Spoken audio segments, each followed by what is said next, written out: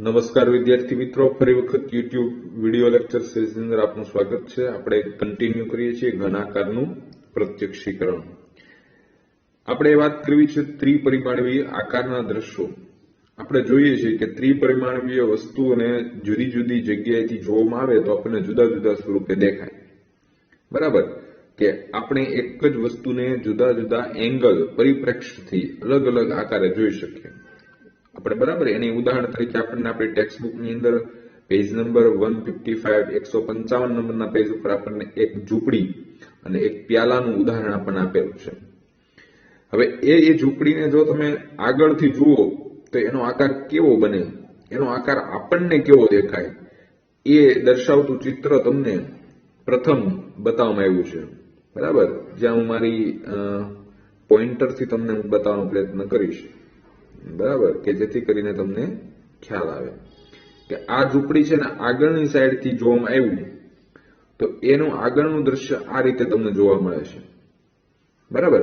પણ એ ઝૂંપડીને જ્યારે બાજુમાંથી જોવામાં આવે, બરાબર, ત્રણ વ્યક્તિઓ આપણે રાખીએ, એક વ્યક્તિ ઉપરથી જુએ છે, બરાબર, એક વ્યક્તિ છે એ બાજુમાંથી જુએ છે અને એક વ્યક્તિ આગળથી જુએ તો આગળથી જોનાર વ્યક્તિને ચિત્ર આવું દેખાશે ઝૂંપડીનું, જ્યારે બાજુમાંથી જે જોનાર વ્યક્તિ છે એને ચિત્ર આ રીતે દેખાશે અને ઉપરથી આ રીતે જોવાનું મળશે।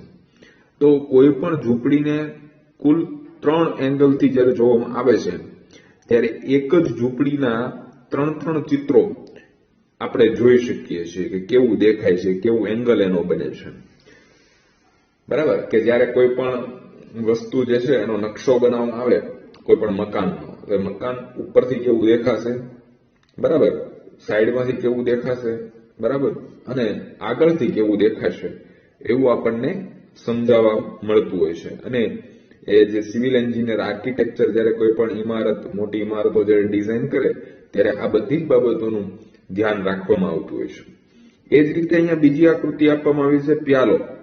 એ પ્યાલાને જો બાજુમાંથી જોવામાં આવે તો તમને આ રીતે દેખાશે અને પણ ઉપરથી તમે જુઓ તો તમને સમકેન્દ્રીય બે વર્તુળો હોય ને એવું દેખાય।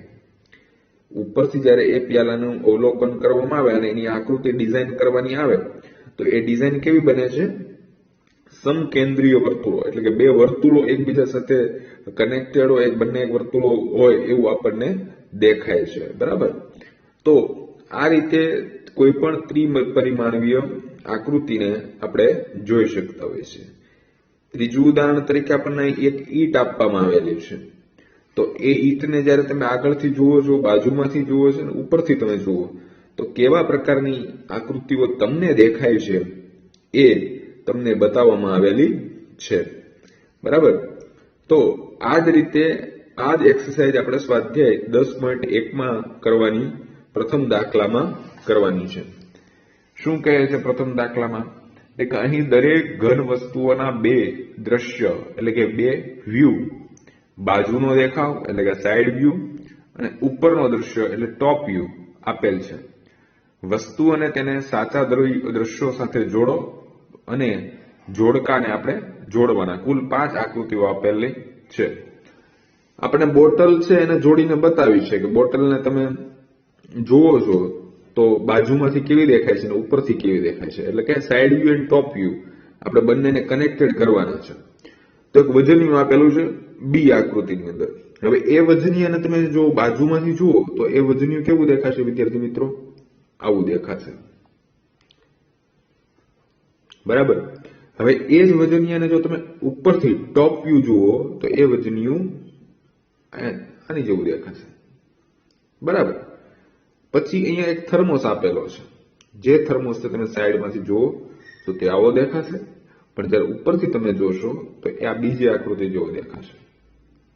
એ રીતે કપ અને રકાબી, તો એને તમે સાઈડમાંથી જુઓ તો આ રીતે દેખાય, પણ ઉપરથી તમે જુઓ તો ફક્ત તમને આવી વસ્તુ ડિઝાઇન થશે, ત્રીજી આકૃતિ, બરાબર?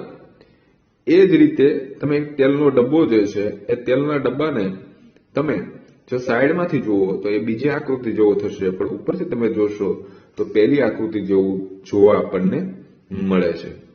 આ રીતે સાઈડ વ્યૂ માંથી કોઈ પણ આકૃતિ કે કોઈ પણ ઘન વસ્તુને જ્યારે જોઈએ ત્યારે કેવી દેખાય અને ઉપરથી કેવી દેખાય એની આકૃતિમાં આપણને સમજ આપવાની કહે તો એ સમજ આપણને આ રીતે આપણે વિકસાવી શકીએ, એને આપણે ડ્રો પણ કરી શકીએ. બરાબર, જે આગળની એક એક્સરસાઇઝ છે.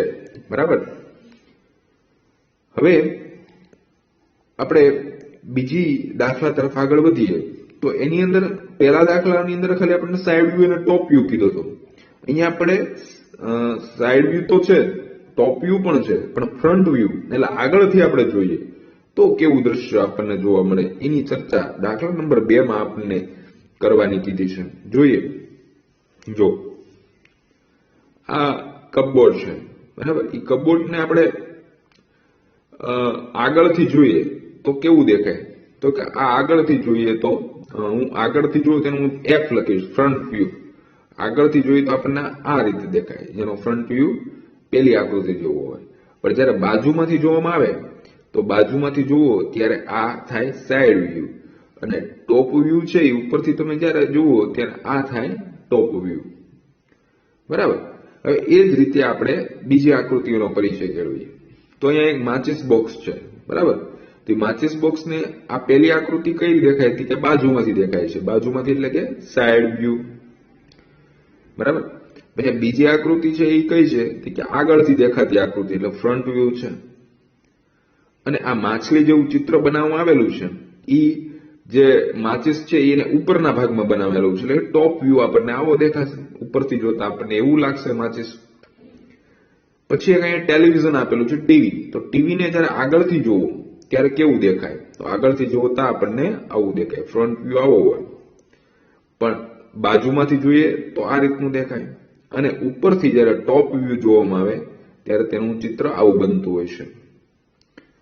હવે એ જ રીતે અહીંયા એક મોટર ગાડી આપવામાં આવેલી છે, જેને સાઈડમાંથી આગળથી જોશો તો આ રીતે દેખાશે, ફ્રન્ટ વ્યૂ આવો બને. ઉપરથી જુઓ તો ટોપ વ્યૂ આવો બને. જ્યારે બાજુમાંથી એનો જોવામાં આવે તો સાઈડ વ્યૂ આવો બનતો હોય છે. તો આ રીતે તમે બીજી એક્સરસાઇઝની અંદર શું શીખ્યા? તો કે બીજી આ એક એક્સરસાઇઝની અંદર તમે કોઈ પણ વસ્તુ, આપણે ઘરની અંદર પણ અમુક વસ્તુને જ્યારે આપણે આગળથી જોઈએ ત્યારે કેવી દેખાય છે, ઉપરથી જુઓ છો તો કેવી દેખાય છે, અને સાઈડમાંથી જુઓ છો તો કેવી દેખાય છે, એના ચિત્રો આપણને અહીંયા આપવામાં આવેલા છે. જેથી તમારી એક સમજ વિકસશે. બરાબર, કે તમે કોઈ પણ ઘન આકાર વસ્તુને તમે કેટલા કેટલા એંગલથી જોશો તો તમે એના ચિત્રોને આપણે અલગ અલગ રીતે આપણે દ્રશ્યમાન થઈ શકતા હોઈએ છીએ અને ડ્રો કરી શકતા હોઈએ છીએ. આ જ રીતે આપણને દાખલા નંબર 3 માં એવું કીધેલું છે કે આપેલા ઘન પદાર્થ માટે ઉપરનું દ્રશ્ય, આગળનું દ્રશ્ય અને બાજુનું દ્રશ્ય ઓળખો. બરાબર, તો આ જે પેલી આકૃતિ છે વિદ્યાર્થી મિત્રો, એના આગળનો ભાગ આપણને ખાલી 2 જ ઘન દેખાય છે. જુઓ, આગળના ભાગથી જોવામાં આવે તો ખાલી કેટલા ઘન દેખાશે? 2 જ ઘન દેખાશે. તો 2 ઘન દેખાય આગળથી જોવામાં આવે, અથવા પહેલી આકૃતિ જ લઈએ તો પહેલી આકૃતિમાં આપણને 3 ઘન દેખાય છે. 3 ઘન ક્યારે દેખાય? જ્યારે હંમેશા આપણને ખ્યાલ આવે કે ઉપરથી તમે જુઓ તો આપણો ટોપ વ્યૂ છે એ ઉપરથી તમે જુઓ તો 3 ઘન દેખાશે. બરાબર, પણ સાઈડમાંથી અને ફ્રન્ટ વ્યૂ એટલે આગળથી અને બાજુમાંથી જયારે જુઓ છો ત્યારે હંમેશા તે બબે ઘન જોવા મળે છે. બરાબર છે વિદ્યાર્થી મિત્રો? હવે બીજી આકૃતિ તમે બી જુઓ છો તો બી જુઓ છો આકૃતિમાં આગળથી તમે જુઓ તો આગળથી જુઓ તો તમે 3 ઘન દેખાય. એટલે આપણી આગળથી જુઓ એટલે કે ફ્રન્ટ વ્યૂ આપણો આવો બને. પણ જયારે સાઈડમાંથી જોશો ત્યારે 2 જ ઘન દેખાશે આ સાઈડથી, અને ઉપરથી તમે જુઓ ત્યારે આપણને 4 ઘન આપણને જોવા મળે છે. તો આ રીતે જે દાખલા નંબર 3 ની અંદર બાકીના જે 3 છે જે તમે જાતે ઘરે હોમવર્કમાં કરવાનો આ જ રીતે પ્રયત્ન કરો તો તમને વિશેષ ખ્યાલ આવે. હવે એ જ રીતે દાખલા નંબર 4 ની અંદર એવું કહેવામાં આવ્યું છે કે નીચે આપેલી વસ્તુનું આગળનું દ્રશ્ય, બાજુનું દ્રશ્ય અને ઉપરનું દ્રશ્ય તમારી નોટબુકમાં દોરો. આ તમારે ઘરે એક્સરસાઇઝ કરવાની છે. કુલ 6 આકૃતિઓ છે.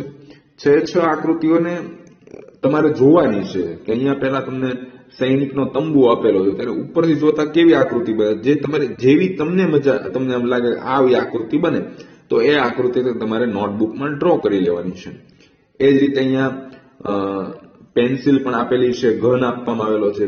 જે તમે ઉપરની 3 એક્સરસાઇઝ કરી છે એ જ એક્સરસાઇઝ મુજબ તમારે હવે નક્કી નથી કરવાનું, પણ સીધું નોટબુકમાં તમને કેવું લાગે છે એને ડ્રો કરીને તમારે રાખવાનું છે, બરાબર, જેથી કરીને તમને વિશેષ ખ્યાલ આવે. તો આ એક્સરસાઇઝ હતી ખૂબ જ સરસ.